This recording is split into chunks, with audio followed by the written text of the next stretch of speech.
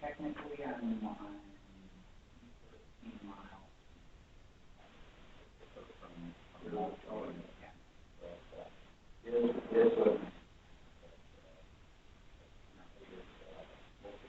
And do you hear the sound? Should be good. Yep.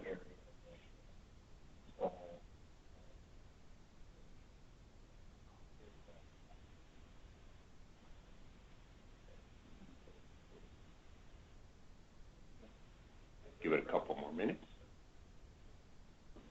But yeah, especially the it's full tail. But actually, I was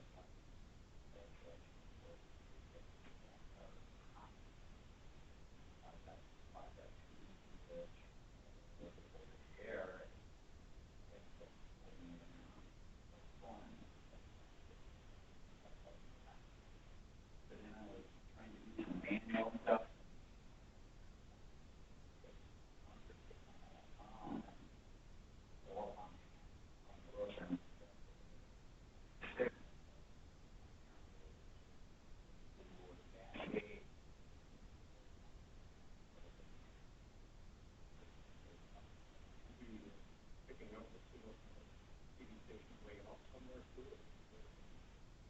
Now that they're digital, that shouldn't.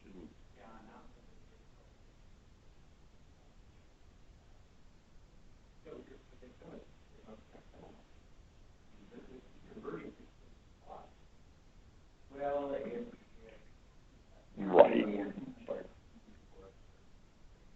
Tight.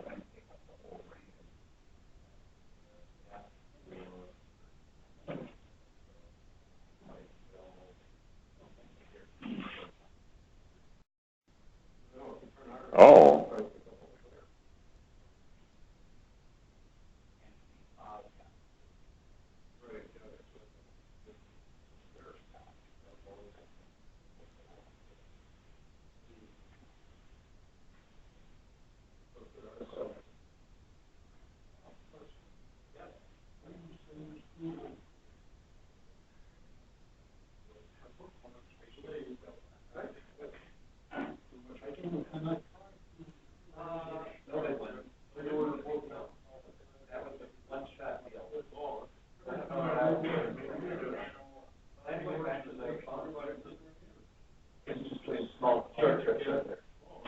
you have in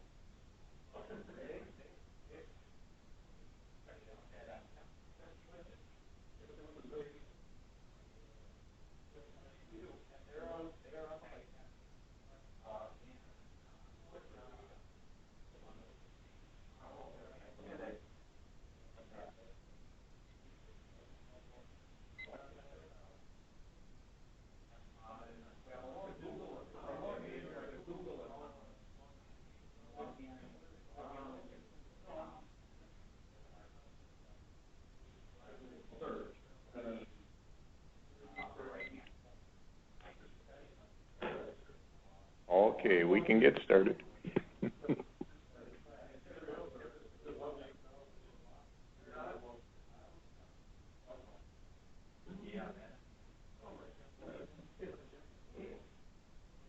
Hello.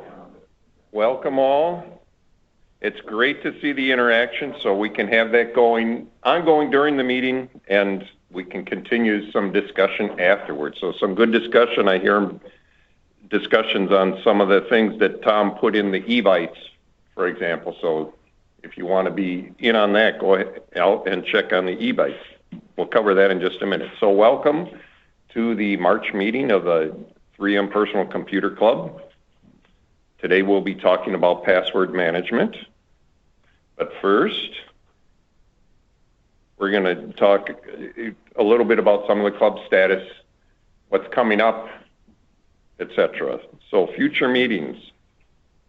Next month, Mike Griffin will be presenting on Amazon Echo that he's got, or the Amazon Dot now that's out, or Google Home. Does anyone use any of those devices or have any of those?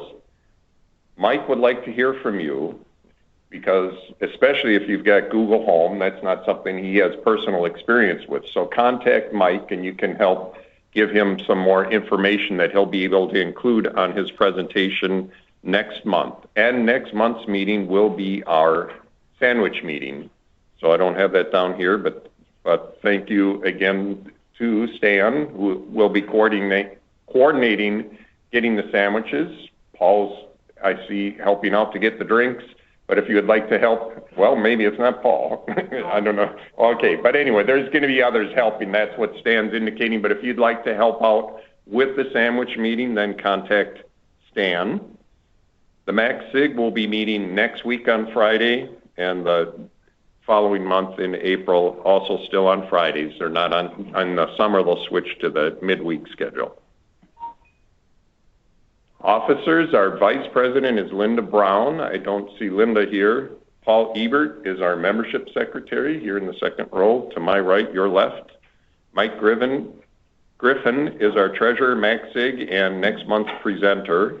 He's not here right now. Stan Miller in the back row is our secretary and sandwich meeting coordinator. Andrew Petrucci is communications coordinator. We got an updated flyer, and it looks like maybe they're all gone already, or they're going quick, so we'll have to print out some more. Tom Kreutzer, director at large and recent retiree, and I'm Jim Homan. And that does actually pertain a little bit, as we'll see in a minute here. Members new and old, you get your dues to Paul, and if you're changing your emails, you have to make sure to notify Paul so that we can keep in touch. And that's why I bring up, now that Tom is retired, he has to use a different way of doing the email distribution, and it does not easily support more than one email. So if you had more than one email in the system, you're down to one that you're going to get notification on.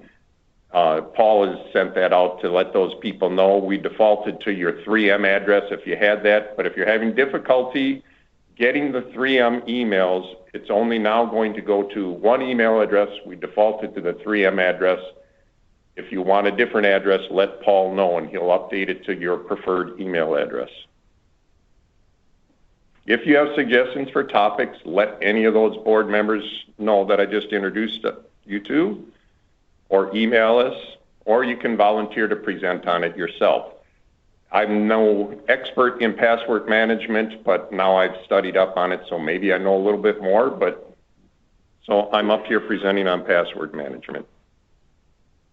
Out on the website, we have past meeting slides and handouts. This meeting's being recorded, for example, so you can go out there and find this recording once we get it posted out there, or past meeting recordings, deals, and the eBytes newsletter that people were talking about before the meeting. So out there, the topic du jour was Tom cuts the cable TV cord. So he was talking about some of the things that's there. He's got a nice article in the eBytes. There's also the other articles that you can see there. So phishing again, right? I haven't gone out and checked that one, but if you know about that kind of scam, that's, again, security. I'll include a little bit about that in my talk today. So go out and check out some of these other articles as well. So that's the club business. Is there any questions about any of that? Hearing none, we will move on to the topic today, password management.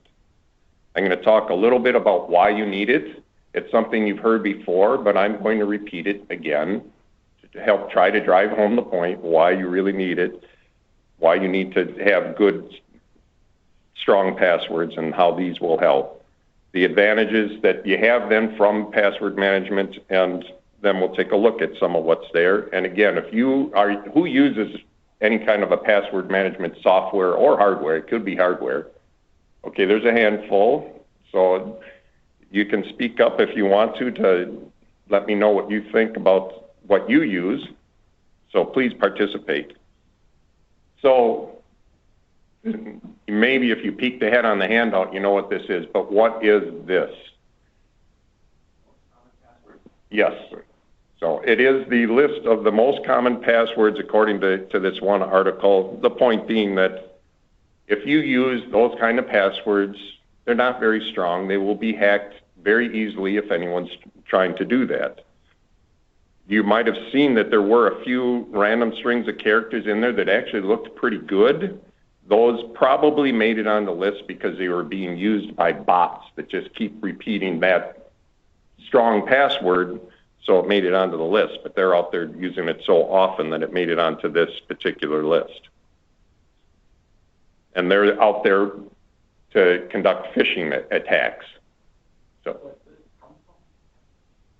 that list came from, so I give the article in the reference section, but it was from the Telegraph, so it's actually out in the UK, where it does actually come from where lists were hacked, and they looked at what were the passwords that were on those lists, and so that's what they found, was that those are repeated.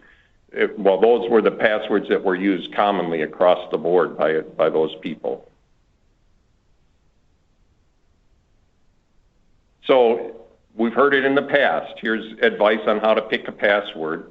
First of all, don't reuse passwords. If you're using a password on your financial site, that shouldn't be the same one that you use on your Facebook account or the one that you use at Sam's Club photo. You should have a strong password and keep different passwords for all the different sites.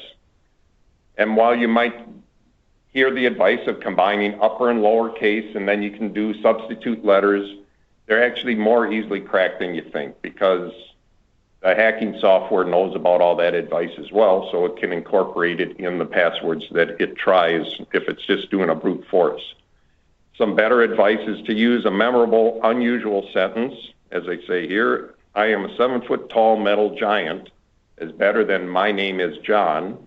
So then you use the first letter of each word, including the punctuation. So you see the hyphen, the capital I, the digit 7 to create that strong password. Okay, that's great. That one's still pretty short as a password, but it's better than just using 1, 2, 3, 4, 5, 6. Alternatively, this again comes from that same article, you can use a password manager, and that will generate strong passwords secure for you, and you wouldn't even have to remember that. And when it comes to being very secure, in addition to having the strong passwords, it's best to use two-factor authentication or multi-factor authentication. So we'll get into that a little bit later, but that's for those of us who are working at 3M. If you log in from home, we are forced now to use multi-factor authentication. It either sends a text to your phone, and then you have to enter a passcode enter that password that you get, a pass number from that text, or you have to enter a passcode that you set up previously, and that has to be changed every 30 days. So that's one example of multi-factor authentication. So I've been talking about password managers as if everyone knows what they are, but in brief, it's software, or it could even be hardware, that allows you to store your passwords and help organize and arrange them. And then most password managers come along with a bunch of extra features as well. So this is a definition that comes from PC Magazine. I didn't find that. If you didn't know what a password manager was up front, this one can actually be a little bit confusing too. But again, it's software or a physical unit that stores your passwords and helps you to keep them organized. It can be web-based or locally based. And the advantage is that you can have those complex, strong passwords.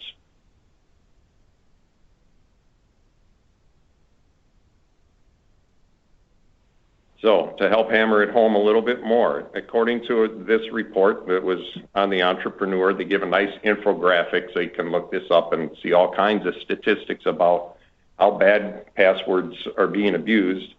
Nearly 75% of people use duplicate passwords that are old, they're weak, And not surprisingly, then about 40% of the people that they surveyed for that particular article said they had an incident in the past year, meaning they had a password stolen, an account hacked, or they were given notice that their information had been compromised. So it could be, that's true. All right, so as we had here from Phil, the notice could have been spam. You have to be careful. A lot of times you will get that spam notification that's really a phishing attack. Your account's been compromised. Re-enter your password now, and that's really just a way to try to steal your password. So you got to be careful of phishing attacks. So what are the advantages of using password management? You don't have to even remember your password. Each one then can be long and strong and something that I don't know what most of my passwords are. You can have the password, most of these will generate strong passwords for you. So you don't have to come up with that phrase or sentence yourself. You can let the software create a strong password. You said you don't know what a lot of yours are. You have them stored someplace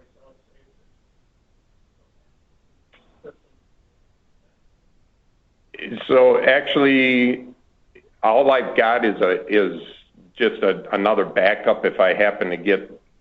Right now, I've been primarily using KeyPass. We'll be looking at it later, but I will say that LastPass is one of the big favorites in a lot of these reviews, and that's the one that I'll be looking at a little bit in more detail here in a minute. But I don't. So if I end up losing one, I'm going to have to go through the password recovery process on any or all the sites, right, where I've forgotten it. So I don't have them written down. I don't have them printed out. I'll just have to go through the password recovery process.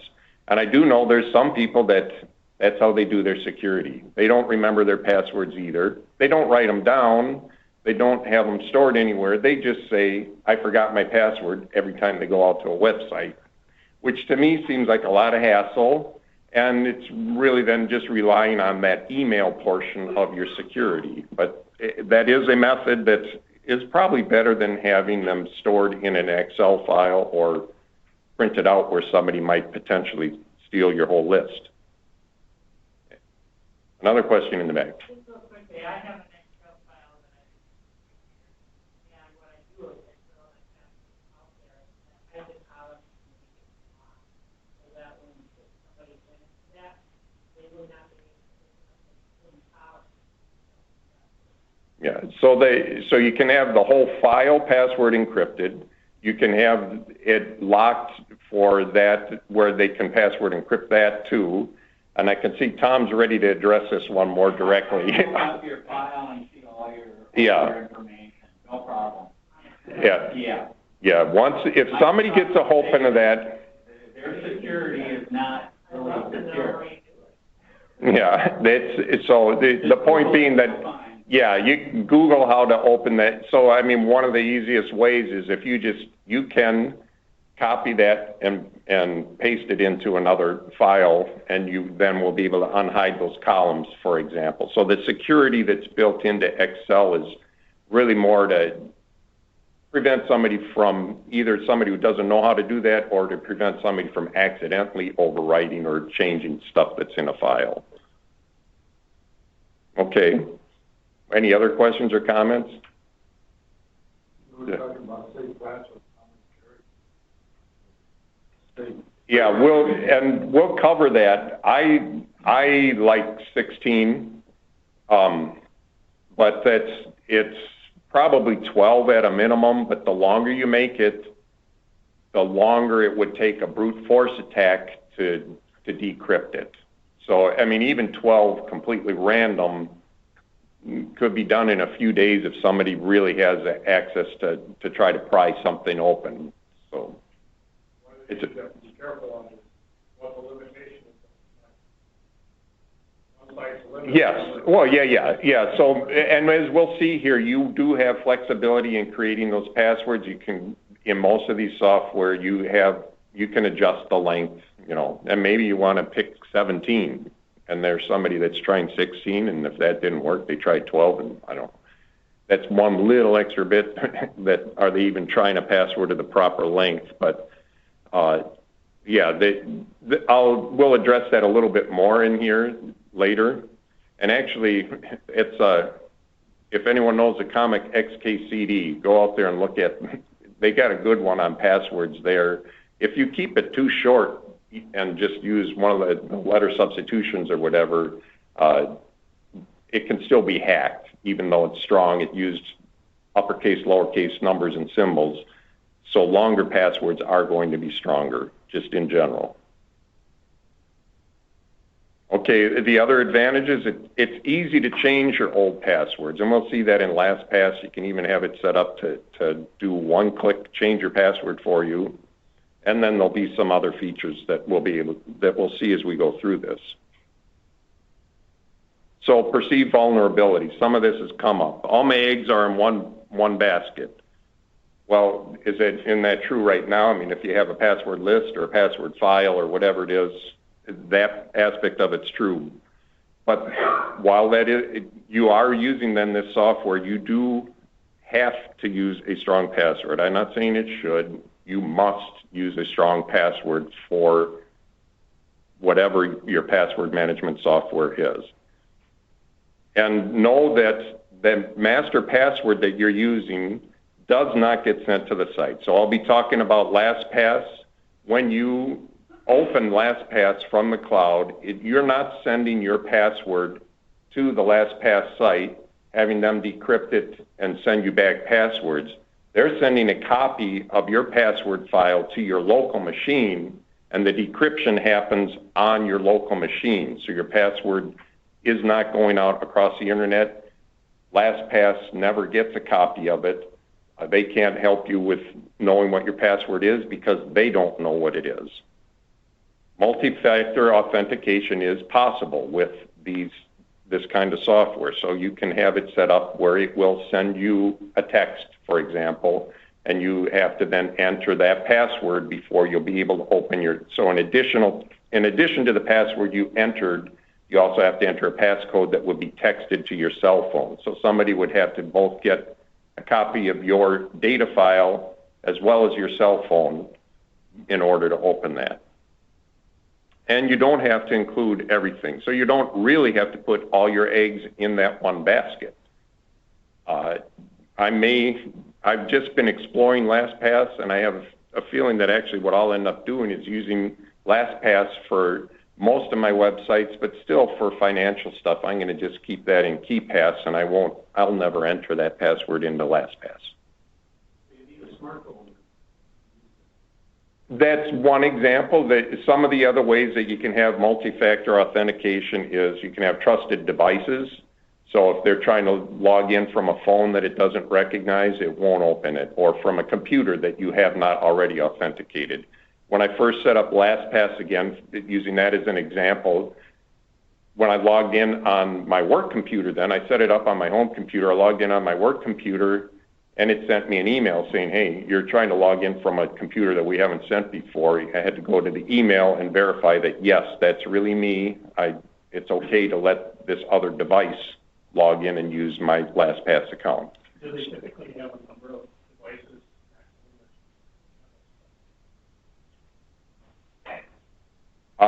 So the question was, is there typically a limit on the number of devices that you can have as trusted? I don't know that there is on that. LastPass used to restrict you to using devices of the same type. So if you're using a laptop, it would only be working across computers.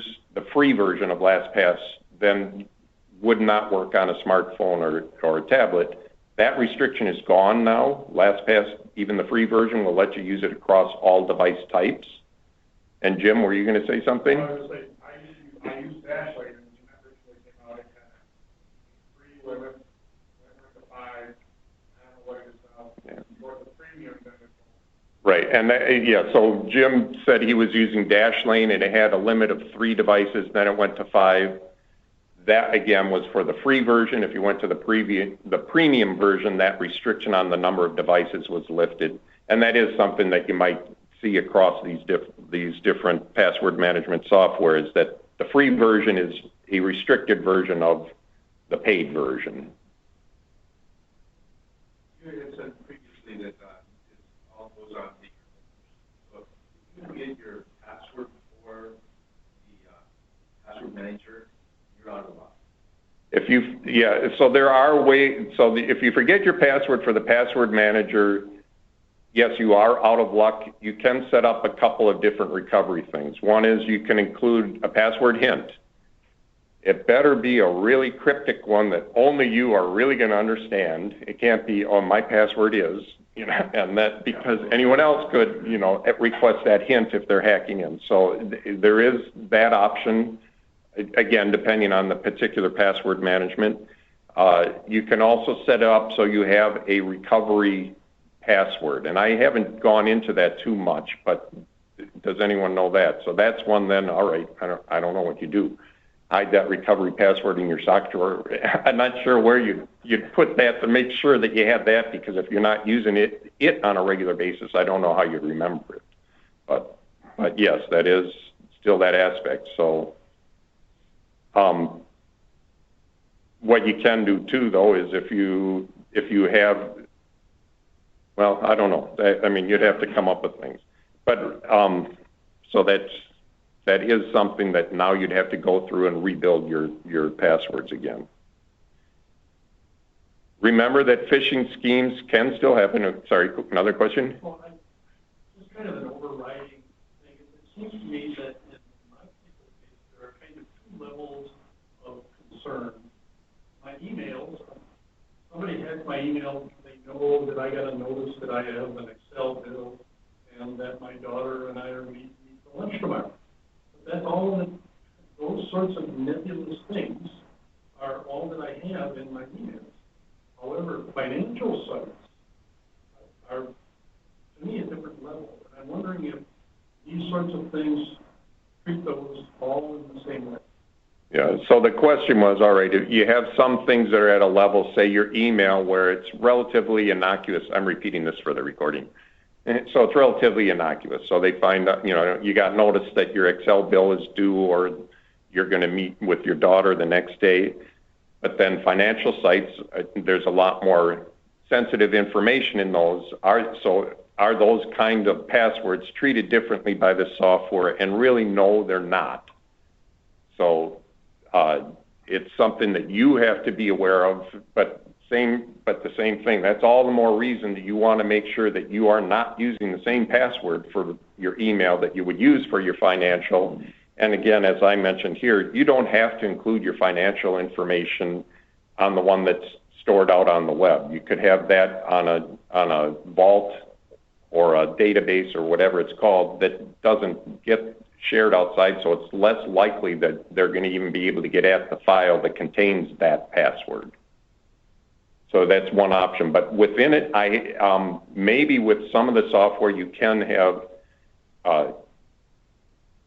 separate settings for that. And so KeyPass that I use right now, you can have different databases. And so you could have the database that's kind of my daily one, and then the one that has more sensitive information. And you can have multiple databases open at the same time in KeyPass. I don't see that in LastPass. And I don't know if anyone has comments on some of the other password management. Was there another comment? Yeah, I guess a general comment. I guess I tend to segment my passwords into the ones that accounts and passwords into the ones that I don't care about and the ones that I care about. The ones that I don't care about are, I have to put in a password to access this site. I don't care if anyone what happens there. I tend to use the same password for that. I don't put it in the LastPass. So yeah. That's something that I'm managing prior to LastPass isn't managing that. I'm managing that. However, having said that, your comment about an email is one of the most important passwords that you have, because that's usually what's used to reset an account or a password. So that's the holy grail of a hacker, is getting access to email. That's why the hacking of Yahoo was such a big deal and stuff like that. Once you have that, if I go out to a site and say, reset the password, and then it gets sent to that Yahoo account. Guess what? Doesn't matter what I have for that financial institution, that hacker now has a new password to get money. So you have to be very mindful, I guess, of what your accounts are, what you care about, and what you don't care about. If you're not going to have a password manager manage it, just assume that it's open for anyone to look at. And I have a number of accounts that I don't care if anyone looks at it. I maybe used it one time or to access a magazine that I don't care if anyone does. So I don't manage everything. Otherwise, I literally would have thousands. I have 1,000 or more accounts, and that's not right. So for the sake of the recording, I'm just going to say, Tom pointed out that your email password is one that really needs to be strong, primarily because if you do need to get a password reset, it goes to your email. So you don't want people to be able to use your email, reset your password, and get at your other sensitive accounts. That's true, how this thing works, but what's in the password? What goes out within the safety?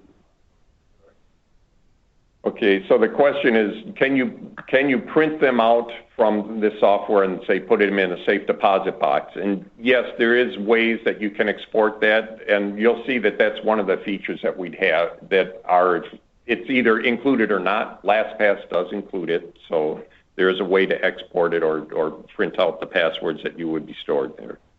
Okay, I'm not going to spend too much time on this, but this is again just emphasis on don't be a phishing scam victim. We can read through that later. I'm going to start with Jim here.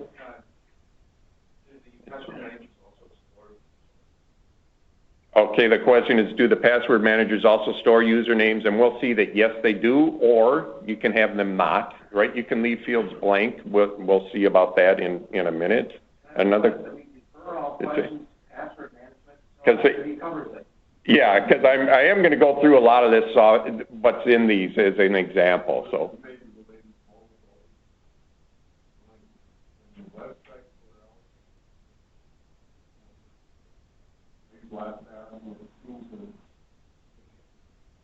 Yeah.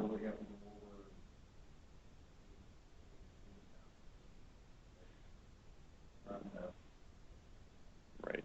So yeah, if a site moves to a new URL, you will have to update the entry in any of this password management software.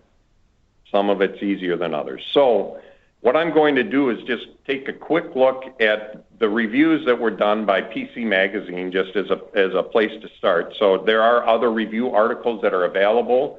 I'm going to use the ones out of PC Magazine because they came out in January and February, so they're relatively recent. But you can try your own searches. So first, among the free software includes LastPass, and that's one that I'm going to give more examples. And I'm going to use the screenshots actually from the PC Magazine review because he redacted any of the sensitive information there, and then I don't have to worry about accidentally showing any of my sensitive information. Log Me Once is another one on down the line you see there. Note that this little editor's choice, if I can point at it here, editor's choice there for LastPass and for Log Me Once. If you look at the comments for this review article, a lot of people at least a couple people are upset that it does not include password safe. So if you are looking for free password management, that's another one that you might consider. And I'll say that I use KeePass, so that's the fifth one on the list here. It's partly because of inertia, and KeePass does not have as much automated stuff. It doesn't automatically fill in the forms, so that's one of the drawbacks, or maybe it's an extra protection if you want to see it that way. There is then also the available software that's paid, One of the reasons that I point this out, though, is that you see those same two that were editor's choice on the free are also editor's choice on the paid. So the LastPass Premium is the sixth one on the list here. It's very much similar to the one that the free version. Yes. Yes. Yeah, and on any of these premium ones, you get the fewer restrictions in terms of multiple devices, and LastPass, even on the free version, doesn't have restrictions on the number of devices. Another question?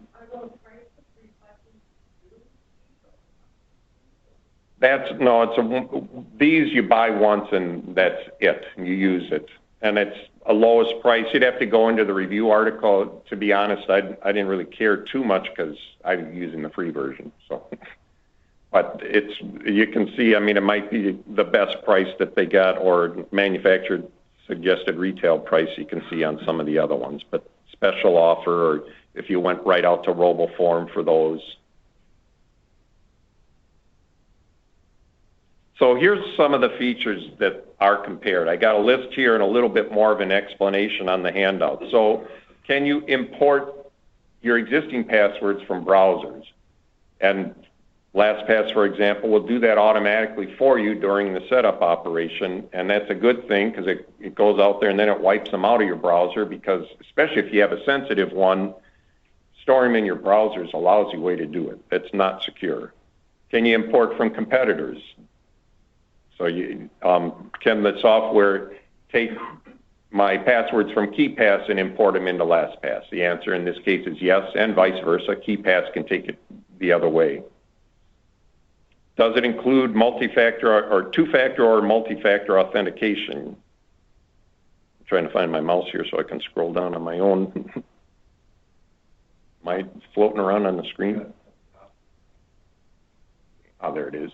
Come back over here. Thank you. Can you export the data? So that's what you're asking about here. So if you look at these reviews, LastPass can export the data, for example, to a CSV file or to an HTML file, something that you could then print out. Does it automate password capture? LastPass does. So if you go out to a site, if you want to, you've got LastPass tied into the browser that you're using, you can have LastPass automatically capture a password as you enter it so that it'll store it in there. That might be a good way to do the ones like Tom was saying that you don't care as much about.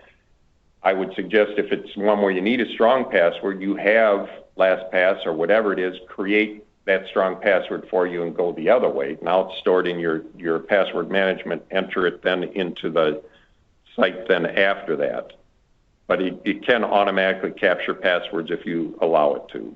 Will it automatically enter the passwords? Again, KeePass is one that doesn't. I have to copy it from the database.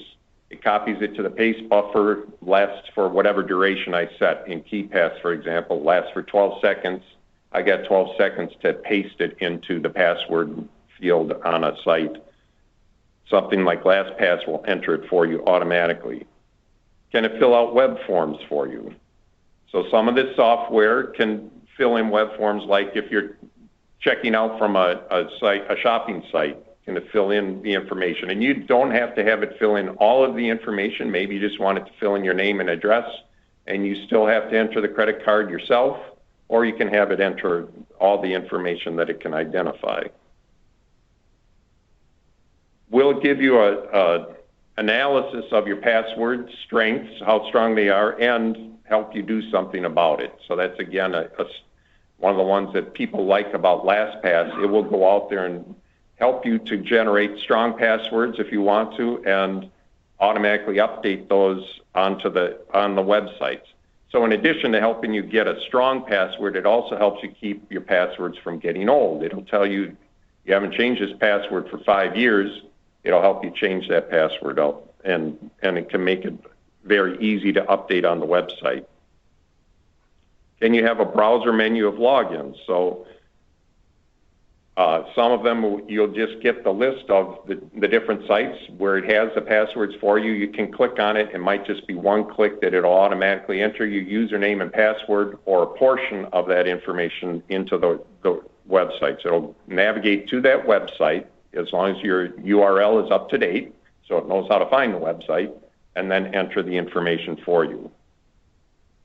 Some of them will support passwords, for applications. Bounce back a little too far.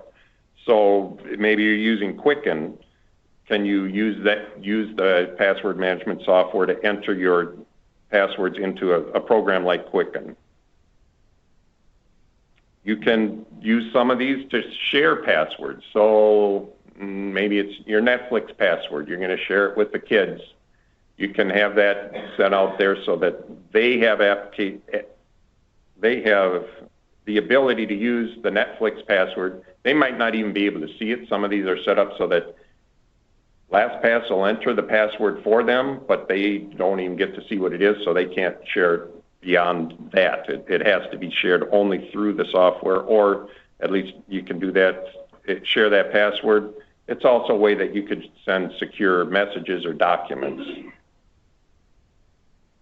And finally, digital legacy. So this is another way that you might be able to do the password recovery, I guess, for yourself even. But in the event of your demise, you can have somebody out there that they've got a one-time password. And the way it works with LastPass is they will enter that password, and then they will have to wait for a period of time that you designate. So say it's 3 days. We'll see that in a screenshot example here. You'll get an email that says, your daughter's trying to get access to your passwords, and I'm not really dead yet. I don't want her to have it. I can say no, she can't have my passwords.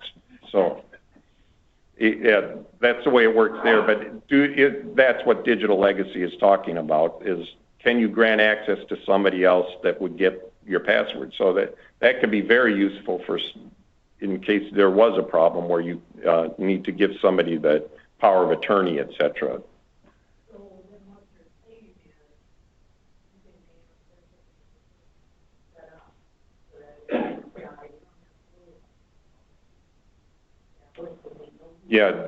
so that this is a way that you could have it set up that they would have access to your password vault, and that might be useful then if, then they would have access, say, if you got your Facebook password there, it might make it easier for them to go out there and clean up what you have on Facebook or whatever it might be. But yes. And they will, the way it works again with LastPass, I didn't investigate all the software, but they will have a password that they can then use, and before it opens it up, there will be a time delay that you specify where you'll get an email. So again, the importance of having a strong email, if they know what your email password is too, up front, they can say, yes, I want to get the passwords, and yes, it's okay. They basically verified to themselves. So another question. Then you can say they would have access to it only once, or would they have access to it for a period of time? That would give them access to the software, is what I should say. I misspoke when I said a one-time password. That's another feature I'm not going to cover too much here, but I wouldn't advise this, but you can, if you're going to be accessing your password vault from a non-secure site, you can set up a list of one-time use passwords that you would use to get into your vault. Once you use it, say you're using it at a coffee shop, then you close it down and it's done, and that password's not going to be able to be used again. That's the idea behind the one-time use passwords. So here are some screenshots then from that review article. So this is what LastPass looks like when you open it up, if you've got it set up to show you the tiles. So that's the right, I'm not sure if you can see where my mouse is moving, but that's the tile view. Right next to it is the list view that used to be the only view. So it's got this nice look to it. You get to see all the logos. So you've got a list, and if they're enabled now, you could click on some of those and log in just by clicking on one of those once you've logged in to LastPass in the first place. And on this one, because this is the LastPass logo up there, and with it not being grayed out, it means LastPass is active. He's already logged in. This shows what happens if you hover over a particular entry. This one's alternate AOL. I don't know why he still has that. But anyway, that was an example, and if he just clicked on that launch button, maybe it's because he didn't care, still had it. It's not costing anything. This, again, is Neil Rubin King from PC Magazine. Maybe he needs it, maintains that for work. But you can launch, or over on the side here is where you can edit and make other changes.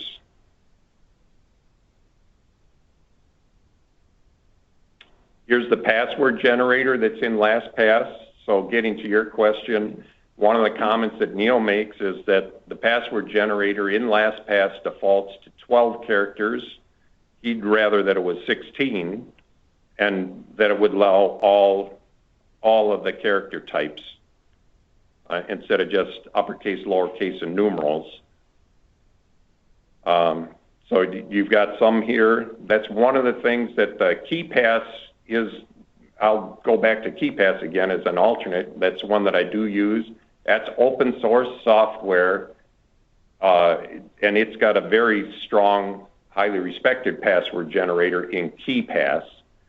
Also, KeyPass has a lot of things that you can do as a tinkerer. So if it's something that you just want to use and not tinker with, KeyPass probably is a little bit more difficult to use, but it is one of the other options.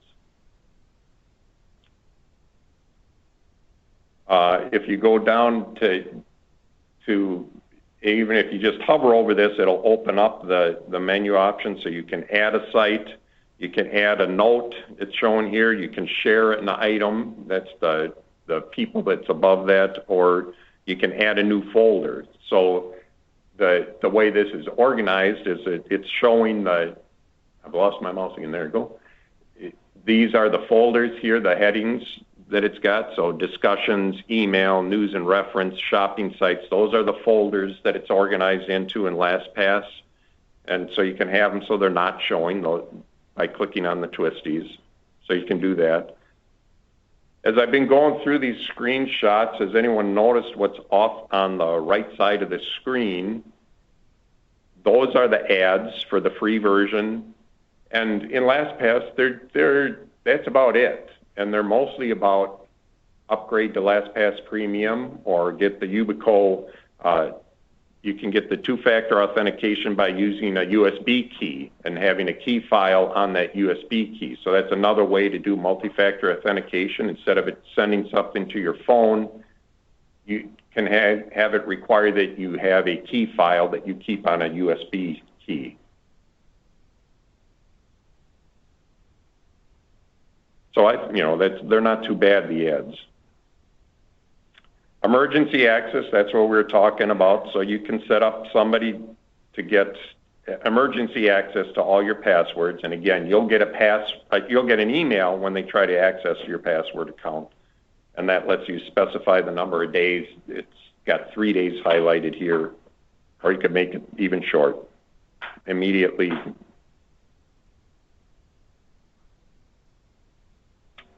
Again, now these are extra features. It goes beyond passwords, but you can share items with each other. So this is showing it's passwords, but you can also share documents.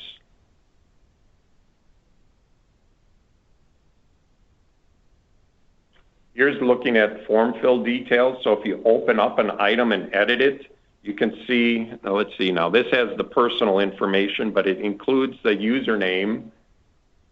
Here, you could blank that field out if you don't want it to include a username that would automatically be filled in. And then on some of the other fields where you're going to have the password, etc. Social security number, I think, I'd be pretty reluctant to put that into any of them. That's something you tend to memorize pretty well anyway and just don't have to enter that often. I'm not even sure why any sites might need that, so.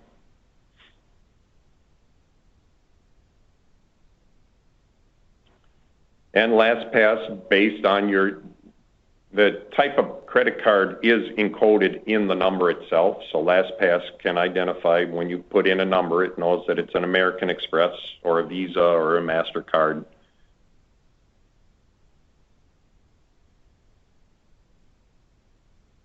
Here's when you're filling out forms. One of the things that's nice about LastPass is you can have those multiple profiles up. So if you're sharing it with a spouse, she might have a profile that's different from yours, or you might say, for this one, I want to use the Visa, and for that one, I want to use American Express. You can have those different options and choose which profile you're going to use when you're filling out a form.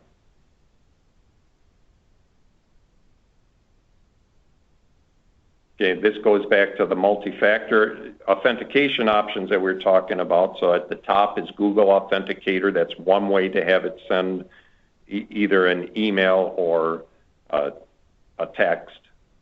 And there's other options as well. One of the options in LastPass, which I haven't tried this, I don't know if anyone else is, you can have a wallet-sized authentication grid that's unique to you. And then I'm not sure, it must be that you have some pattern that you have to enter the numbers off this grid according to a pattern is the way I understand it. No one else has used that? All right.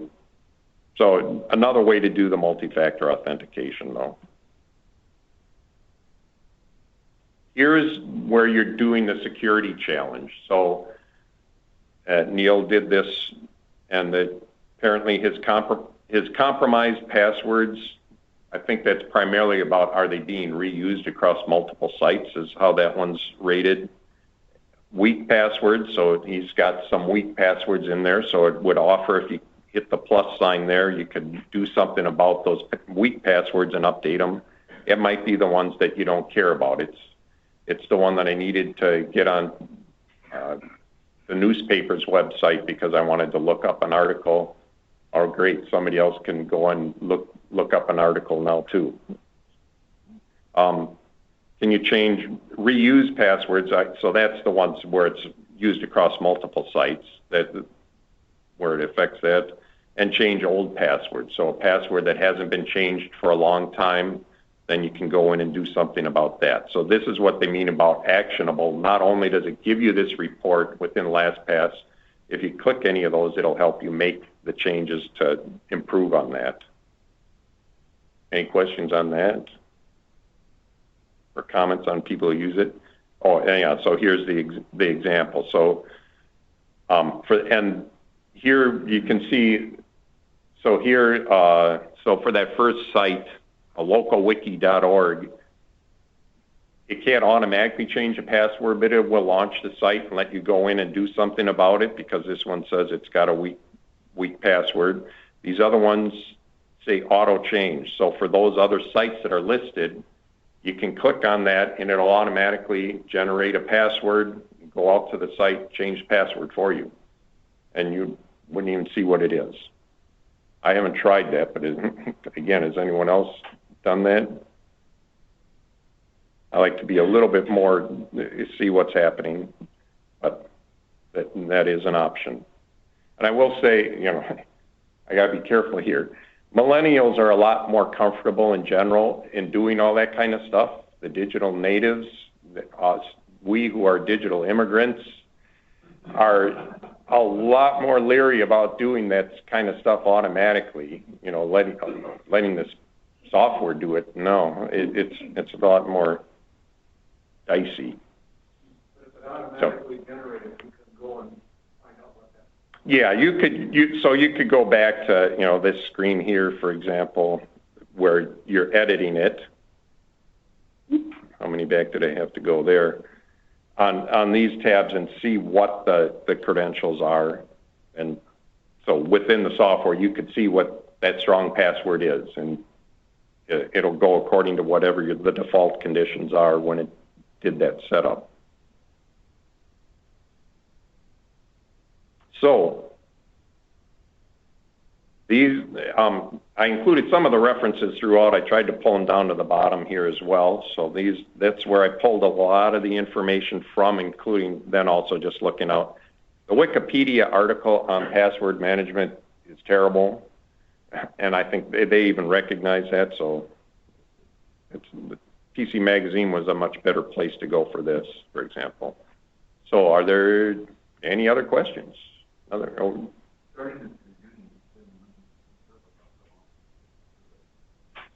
So the question is, how long does it take to set up? It's actually pretty quick to get it started right away. Less than 10 minutes to install and grabbed a lot of the entries that I have just off of, from my web browser. It saw sites that I visited. I didn't have usernames or passwords there, but at least it's like, it was amazing. It's like it just based on what was left in my browser, it did know the sites that I had visited that would have passwords.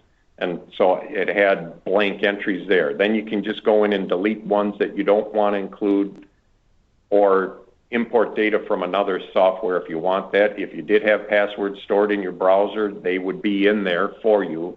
That's one of the things, like, how secure is that, right? If somebody has access to your machine because you logged on with whatever password you have at that level, but if you stored the passwords now in your browser, you don't enter a browser password, at least not that I know of. So now it pulls all those stored passwords that were in your browser. That's convenient, especially for the hackers. So,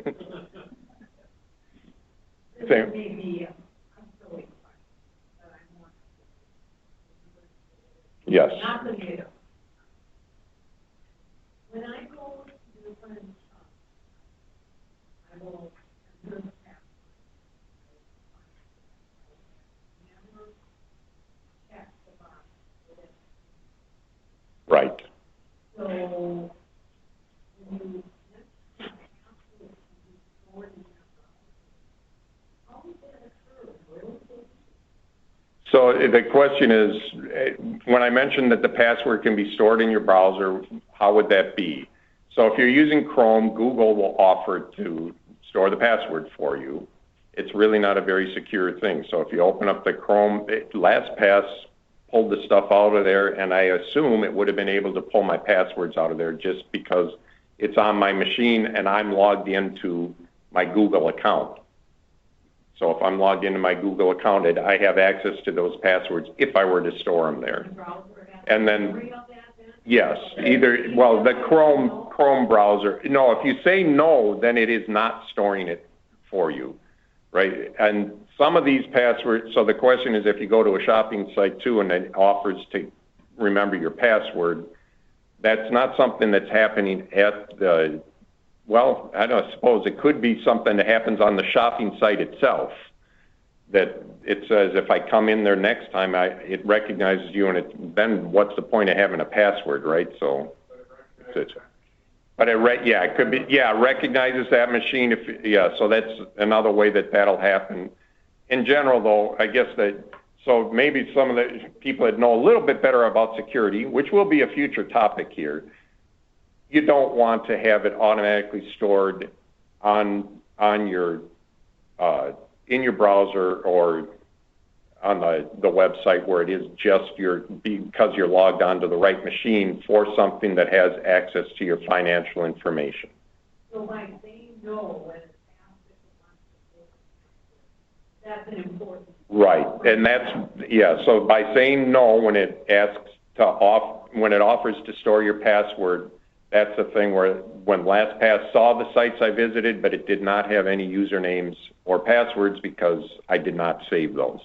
And so they're not in there. Yeah, and maybe the general comment would be, use one of these password managers. Don't use these other features in the browser. Right. If you have a takeaway, the takeaway would be don't store the passwords in the browser or at the company site. Store it in the password manager and use one of those, and that then becomes your lockbox of managing your account and password. So for practical perspective, how do you use password? In other words, right now, if I want to log into Wells Fargo, I go to my favorites, I click on the Wells Fargo site, and I manually enter the username and password. Right. So, practical perspective, how would you do it using LastPass? So I do have LastPass installed here. So I click here. I hadn't logged in already, right? I don't have much in this one, so I'm going to risk maybe something actually showing here. So now I'm logged into LastPass. You can see that went from being grayed out. No. I had to enter my LastPass password to access LastPass. And now if I click on that again, it's not going to ask me to log in. Whoops. It's, let me, I slid the mouse while I did that. So when it pops up here, I can open my vault. I can go look at, here's my list of sites, for example. Here it's just in the folders that it found. If I open the whole vault, I'll get that view that we saw, similar to what they saw before, right? So it found that I've been out to 3M source. If I go to launch there, it's only going to go to that website. Because if I go in and edit it, it only has the name of the place. It does not have username and password. It didn't capture those. But if you had those in there, then I could go ahead and automatically launch that. So Star Tribune. All right, so example of going out to a web, bad request received, right, so probably because, again, I don't have username and password in there, right? It just knew that I went out there, but if I had those entered, then it can automatically log into many of these sites. So you log into LastPass, but you don't want to leave LastPass open. No, you do not want to leave. And especially true, again, would not recommend opening this on an unsecured machine, but if you ever do, that's one where you definitely, when you're done,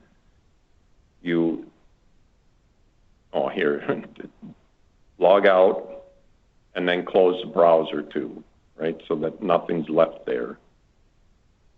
I guess I could revert back to LastPass 3. You delete history and also. Yeah, you might want to delete the history before you completely close the browser. Closing the browser on these public machines is supposed to clear the history.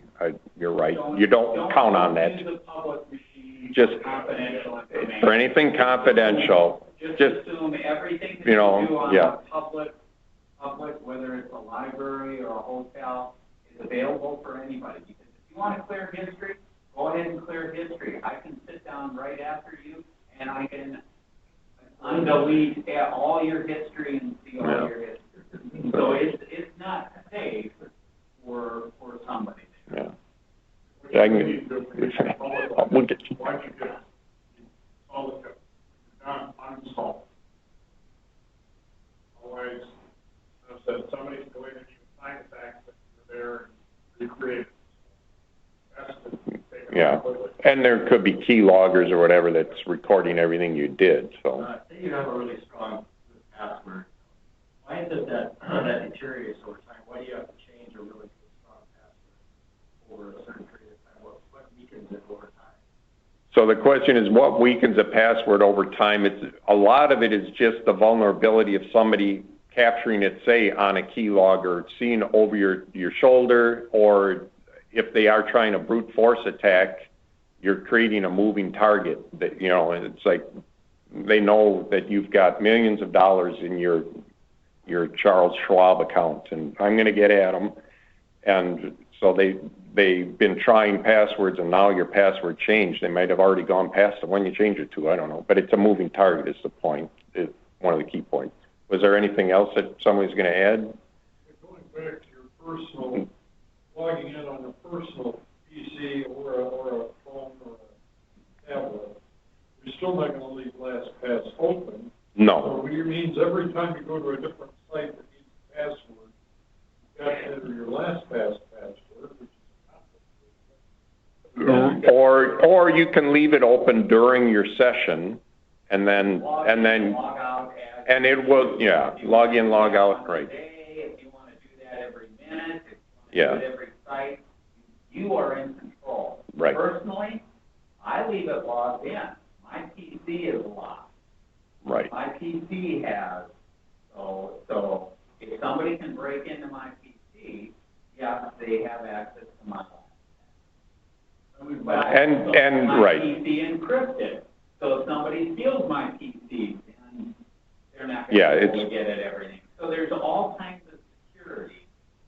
And you can have, right, yeah. So, yeah, and you can have LastPass automatically require the password be re-entered if you haven't used it for a certain amount of time, too. So if you forget to log it off and... Yeah.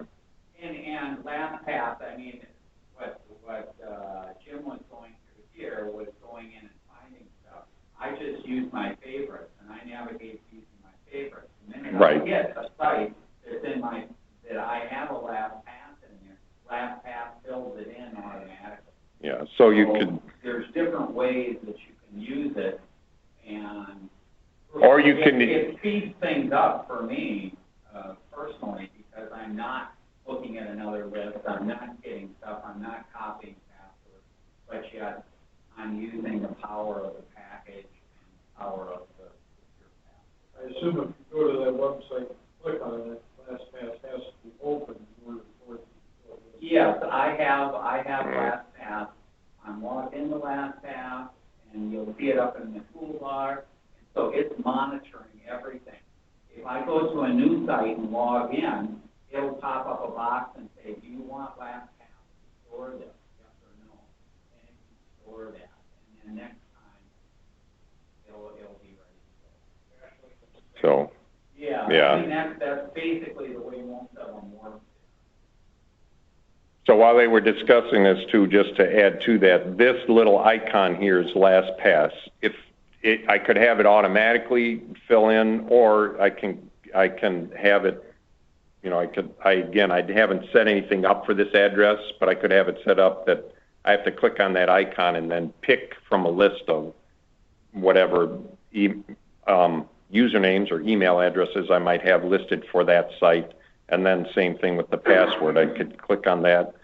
Again, I don't, because I've just gotten started with LastPass, I don't have any passwords in here, but I could pick from a list of passwords that it has to enter. There was, back here. Three tiny quick questions. Could you use one account for two people like this, they're married? Could you use one account for two people? And yes, especially for the ones that are easier to sync up onto the cloud, yeah, they just need to use the same username and password to share that account. But you can do that. If you have semantics, or your virus software, that could be done by getting this one, or Yeah, so if the question, if you've got Semantic with Password Vault, that's a good password manager right there, and stronger than the free version probably. I haven't reviewed it myself, but it sounds like Jim Beardsley would say that. I've had so many problems with semantic products, slowing down my PC or my laptop. Try to remove it, right behind the jet. Okay. I would use some of the other antivirus programs for this. I did try their Vault and same problem, slowed down. Really hard to use. Okay. Even the bot. All right. And you had a third question? Okay. All right. Jim. You compared the free version and then you compared the paid for version. Yeah. How about overlapping those comparisons? Yeah, so, and this again is now just going back to, so the question is about comparing the free versions to the paid versions. I suggest going out to the PC Magazine article to see that in more detail, but it's really, a lot of the restrictions in terms of LastPass are gone. The free version you have to look at the ads, which I find pretty innocuous. I didn't really they didn't bother me. And it did, there was one or two other features in terms of primarily in the sharing center and what you can do there, I think. So I'm forgetting off the top of my head. I'd have to go back to the review article. But you get quite a bit now with the free version of LastPass, for example. Some of the other ones, they are stripped down and you are restricted to the number of sites that you could store or the number of devices that you can use the software across. And So you're trying to remember why I haven't done this in the past.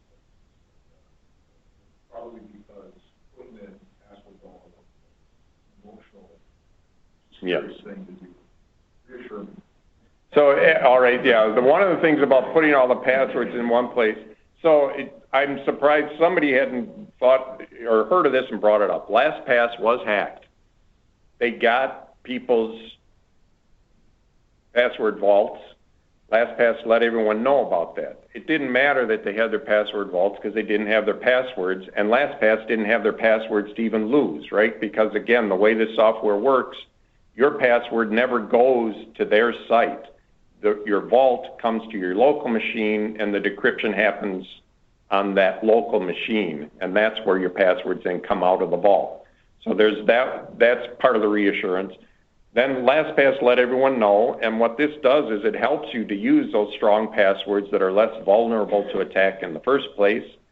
If you find out that it's there, you know, all right, I'm going to go out, and many of these sites, it's one click, and I've updated my password. Didn't matter that they got a copy of my old vault because I just changed all my passwords, at least all my sensitive ones. You want to make sure you do that. And it makes it a lot easier to make that update. Even if you're not using something that automates it, so we've been using KeyPass, it's still a lot easier if you've got your passwords in a vault that you trust to update it. I generate a new secure password and enter that when I want to change my password on, say, a financial site. It makes it a lot easier to use to do that kind of updating and keeping those strong, secure passwords there. So whether it's something like LastPass that has them all, you know, accessible across a variety of platforms. And you could do that with a KeyPass database. You just have to make sure you sync it some other way across those places so you have it accessible. But, yeah. So is that enough? Is there any other comments? Makes me feel better. Yeah. Maybe the thinking that would be with but if, when you're setting up this LastPass program running, where it is completing the authentication, what happens when you open that? So again, the question is, so you set it up on one computer. What happens when you go to another computer? Your vault is stored on a server, but not your password. You have to know your strong password to get into that vault, but you can access that vault from another machine. And as I found out, when you do it from LastPass, you'll access it from another machine. LastPass will say, I don't recognize you logging in from this machine. It's not one of your trusted devices. Is this legit? So it'll send an email, and you have to then go in, open that email, and go through the verification process that says, yes, I can access it on my home computer, and yes, I can access it on my work computer. Now, those are both trusted devices. So that helps get that authenticated. And like Dashlane will do the same thing, but then when you make a change, it sends an email that says there's an activity on your account. It's the same with another laptop. Not contact us. right. So Jim was mentioning that Dashlane does similar, and in addition, it includes sending a message that it has been accessed from another device. And if that was not legit, let them know immediately. I will say with the multi-factor authentication too, I mean, on your financial sites, you really got to have that set up too, right? You don't want, you know, if you're going into Schwab and I'm going to move $50,000 to Fish Enterprises, right? You should have some other way that before that transaction happens, you have to authenticate that separately. It shouldn't just be a direct something that your financial sites could do. So that's multi-factor authentication that happens apart from the password management in the first place.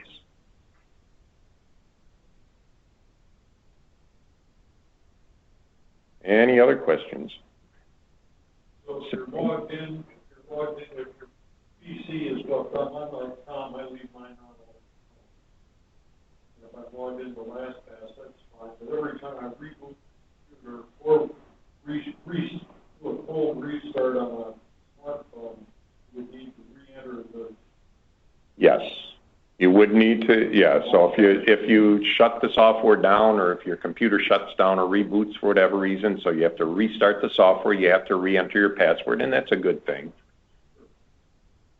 You can choose what you want to do. You can have it automatically launch. I'm not entering my LastPass every time I restart the browser or anything like that. You are in control of Okay. how often you want to get prompted for that. And if you have adequate security on your phone, tablet, PC, then you don't need it. But if you don't, then certainly log out, then next time you're going to have to log in. Going back to the last meeting on Mint, using Mint, you change the password. And you go back to Mint, Yeah. Well, if I use LastPass, I go into the screen like Jim was showing. I bring up my Mint information. I say change password. It logs into Mint, changes that password. It also creates a transaction. So if I also have this on my smartphone and my tablet, it also creates transactions. I'll take my smartphone and my tablet with the new password. All my devices now have a new password. The site has a new password. Everything. It's doing a ton of things that you never do yourself. So, like Jim was saying, if you aren't using a password manager, start using a password manager. The good thing is if you switch computers or whatever, you don't have to remember all your passwords. I have a laptop, the laptop died. Okay, what do I want to do with my back end? Go to Chrome, go to Dashlane, log in, and it sync all my passwords back for me, so I don't have to remember all that stuff. Now when I go up to the site, it's already there. I'm set, I put it on my tablet, so that it's there. I very seldom use my tablet for doing financial stuff. It's small, and I do that by PC or my laptop. Okay. Another comment? We're well past. Yes, you can, right. And so the question is there a LastPass app for smartphones? And we're well past time, so if people need to go, that's great. But there is a LastPass app for smartphones, and most of these have that. It's one of the ones that's one where you want to make sure it's recognizing whether or not it's a secure device or not, so that it's your smartphone or other smartphones that you've allowed that can have access to it. That's one of the multi-factor authentications that you should use, for sure. Okay? Thank you.